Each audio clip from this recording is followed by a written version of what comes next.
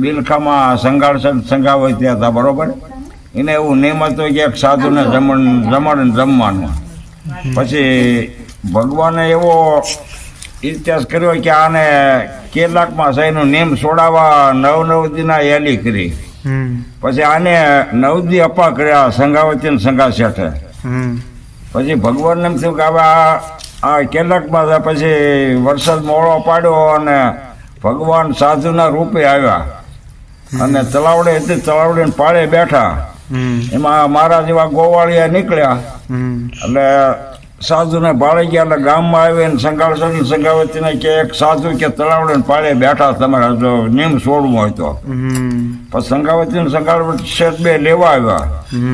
તે ભગવાને એવું શરૂ કર્યું ને રૂવાડે 5 પરું સારું કરી દીધા. એટલે સંગાવતીને કે ભાઈ પછી એને કંડિયો લઈ આવી, કંડિયામાં રૂ નાખી અને ભગવાનને બહારીને ઘરે લઈ ગયા. પછી એને જાતના ભોજન કર્યા. પછી ભગવાન કે અમે આવું નહીં જમતા, અમે કે પર માટે જમતા. પછી સંગાળ શેઠ ગયો માર્કેટ શાક લેવા. પછી મને મછલી આવ્યો એટલે એ મછલીનું શાક બનાવ્યું. એટલે સંગાળ શેઠને કે અમે આ નહીં જમતા, કે અમે મનુષ્યની માટે જમતા. હવે મનુષ્યની માટે ક્યાં લેવા જાવી? પછી સંગાળ શેઠ સંગાવી તે વાત એવું નિયમ કર્યો કે ભાઈ ગમે એવી વસ્તુ વેસાતી મળે પણ મનુષ્યની માટે ક્યાં કે વેસાતી મળે. પછી સેલૈયો ભણવા ગયો હતો ને, પછી આને બે એવું નક્કી કર્યું કે સેલૈયાને કાપીને સાધુને જમાડવો. પછી ભગવાને સાધુના રૂપે નિશાળે પહોંચી ગયો. સેલૈયાને કે તું ભાગી જાય કે તારા ઘરે સાધુ આવ્યો અને તને કાપીને કે ખાઈ જાય છે. એટલે સેલૈયો કે ભાગવું તો ભમક્યા લાગે, મારી મા બાપ કે લાગે કે ભાગવું તો નહીં, બરોબર.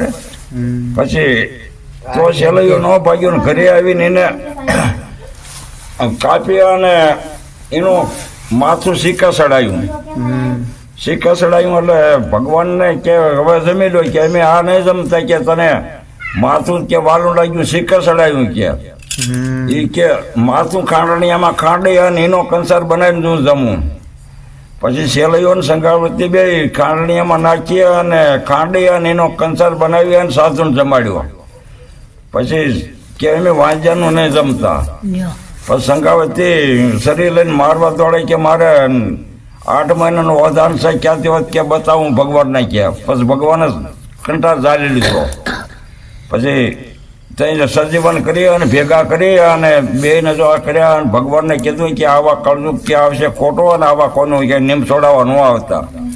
તો આ એ કળજુગ આવી ગયો છે અત્યારે. માણસ કે આમ અત્યારે કોઈનું નથી ચાલતું. સાચી વાત, હે સાચી વાત ને. આ કળજુગ આવી ગયો છે.